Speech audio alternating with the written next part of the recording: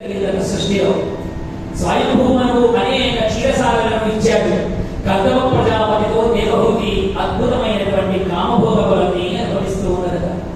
ఎంత భోగములు అనుభవించింది అంటే భర్త అంటే అమితమైనటువంటి ప్రేమ కలిగినదై భర్త యందు 7 ఆడ సంతానమును పొందిందట. చూడండి, సృష్టి ప్రారంభంలో ఏ సంతతి ఎక్కువగా పుడుతూ ఉన్నది? ఆడ సంతానమే పుడుతూ ఉన్నది. ఎందుకు అంటే సృష్టి ముందుకు వెళ్ళాలి అంటే అమ్మ ఉండాలి. అమ్మ లేకపోతే సృష్టి ముందుకు వెళ్ళలేదు. అమ్మ నుంచే అందరం పుట్టారు. అందుకని 7 మంది ఆడపిల్లలు సంతానంగా పుట్టారు. ఎప్పుడైతే 7 ఆడపిల్లలు సంతానంగా పుట్టారో ఇప్పుడు కర్దమ ప్రజాపతి ఇంకా సంతానం కలిగింది కదా, నేను వెళ్ళిపోతాను అన్నాడు. సన్యాసం తీసుకుంటారు అన్నాడు. అనగానే దేవహూతి నమస్కారం చేస్తారు. అయ్యా మహానుభావా, నువ్వు గొప్ప తపస్వి, మీకు తెలియదు కాదు. అపుత్రస్య గతిం నాస్తి, పుత్రుడు లేకపోతే నా గతి ఏం కావాలి? నువ్వేమో సన్యాసం తీసుకొని వెళ్ళిపోతానని అంటూ ఉన్నావు. మరి నా బాగోగులు చూసేవాడు కాబట్టి నీ అంశ చేత నాకు అద్భుతమైనటువంటి కొడుకులు కావాలని అడిగాడు. ఈ మాటలు విన్నటువంటి కర్దమ ప్రజాపతి, సాధుని, నీలాంటి పతివ్రతకు కొడుకు లేడన్న మాట ఎన్నటికీ ఉండదు.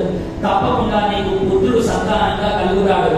అలనాడు నేను 10,000 సంవత్సరాలు తపస్సు చేసిన నాడు నారాయణుడు ఈ మాట నాకు చెప్పాడు. నేను చేసిన తపో ఫలితం చేత నిన్ను నాకు భార్యగా చేసుకోమని చెప్పాడు. అంతేకాకుండా నీకు నాకు మధ్యలో ఆ పరమాత్మయే తన అంశ చేత ఉద్భవించునని సెలవించే. తన అంశతోనే మన ఇద్దరికి పుత్రుడుగా పుడతాడని ఆయన నాకు మాట ఇచ్చి ఉన్నాడు. కాబట్టి నీకు బాధపడరాదు అని చెప్పాట. ఎప్పుడైతే దేవహూతితో ఆ విధంగా చెప్పాడో దేవహూతి ఆనందపడిపోయింది.